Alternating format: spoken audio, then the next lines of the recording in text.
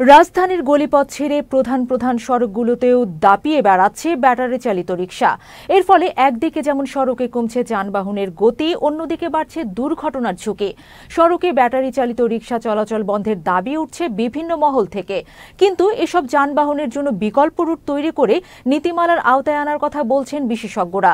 মিশু খাওলাদারের প্রতিবেদন।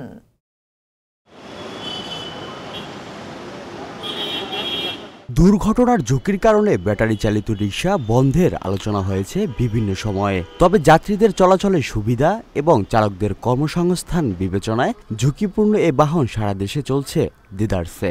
কিন্তু রাজধানী সহ দেশের প্রধান সড়কগুলোতে এই বাহন চলাচলে রয়েছে কঠোর নিষেধাজ্ঞা। গত ৫ আগস্ট আওয়ামী লীগ সরকারের পতনের পর রাজধানীর সড়ক থেকে সরে যায় ট্রাফিক পুলিশ। ভেঙে পড়ে পুরো শহরের ট্রাফিক ব্যবস্থাপনা। এই সুযোগে নগরীর প্রধান সড়কগুলোতে বিচরণ শুরু করে ব্যাটারি চালিত রিকশা।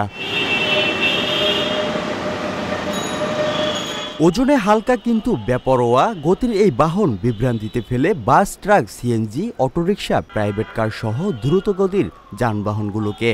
যানজটের এই শহরে ভোগান্তির মাত্রাও বাড়িয়ে দিচ্ছে আরও খানিকটা। চালকদের দাবি, ট্রাফিক পুলিশের তৎপরতা কম থাকায় বাধা নেই চলাচলে। চালাইতে পারতেছি যেহেতু ট্রাফিক পুলিশ কিছু বলতেছে না। সাইরা দেয় কিন্তু এমনি কোনো জরিমানা করে না, কোনো কিছুই করে না। অটোওয়ালারা অটো পেয়ে গেছে, যেখানে মন চায় সেখানে যাইতেছে। তবে ঝুঁকিপূর্ণ এই বাহনকে নীতিমালার আওতায় আনার কথা বলছেন নিরাপদ সড়ক চাইয়ের চেয়ারম্যান ও প্রতিষ্ঠাতা ইলিয়াস কাঞ্চন। একটা রিক্সা যেটা আগে প্যাডেলে চলত, সেটার মধ্যে আপনি একটা মোটর লাগায় দেবেন, সে মোটর লাগায় দিয়ে গাড়ির সঙ্গে আপনি পাল্লা দেবেন। এটা তো মানে এটা স্বাভাবিকভাবে যে এটা দুর্ঘটনার সৃষ্টি করবেই।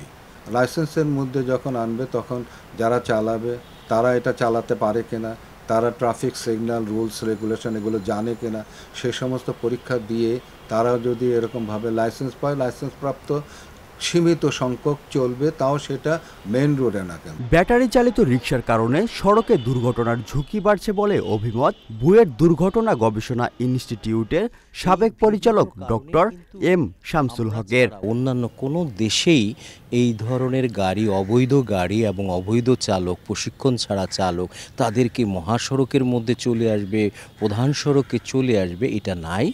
এবং এটা ঝুঁকির মাত্রা, নিরাপত্তার ঝুঁকি হয় এবং রাস্তার প্রোডাক্টিভিটিটাকে কমিয়ে দেয়। গেল সরকার যাওয়ার আগে তাদের আন্দোলনের মুখে এই ব্যাটারি চালিত রিকশাদেরকে চলার একটা লাইসেন্স দিয়ে দিয়েছে। আমাদের এমনিই ধারণ ক্ষমতা কম রাস্তায়, এমনিই বাস কিন্তু ভালো সেবা দিতে পারছে না। এই যে ব্ল্যাঙ্ক চেকটা দিয়ে গেল, এটাই কিন্তু রুট কারণ। রাজধানীর সড়কে চলছে নিয়ম ভাঙার মহোৎসব। ভিআইপি ও প্রধান সড়কগুলোতে ব্যাটারি চালিত রিকশা চালানো নিষিদ্ধ থাকলেও সেই নিয়মের তোয়াক্কা করছেন না ব্যাটারি চালিত রিকশা চালকরা। নগরবাসীর দাবি, সড়কে শৃঙ্খলা ফেরানোর পাশাপাশি রাজধানীতে এসব যান চলাচলে একেবারেই নিষিদ্ধ করার।